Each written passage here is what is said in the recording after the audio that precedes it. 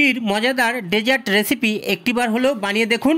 8 থেকে 80 সবাই বলবে ভালোবাসি। তাহলে চলুন প্রথমে একটি প্যানে লো ফ্লেমে 1 চা চামচ ঘি গরম হলে তাতে 1 বাটি সুজি 2 থেকে 3 মিনিট হালকা ফ্রাই করে তাতে 1 বাটি ঈষৎ উষ্ণ গরম দুধ ঢেলে করে 2 থেকে 3 মিনিট কুক করে এর মধ্যে হাফ চা চামচ লবণ এবং হাফ বাটি পাটালি গুড় গুঁড়ো করে মিশিয়ে ক্রমাগত স্টিয়ার করে ততক্ষণ পর্যন্ত করতে থাকুন যতক্ষণ না সবকিছু ভালো মতো মিশিয়ে ডোয়ের স্ট্রাকচার থেকে ছেড়ে আসে। এবার এই মিশ্রণকে অন্য পাত্রে ট্রান্সফার করে ঠান্ডা সময় 1 লিটার পরিমাণ দুধ আগে থেকে ফুটিয়ে হাফ লিটার করে নেওয়া ওই পাত্রে ফুটতে দিন।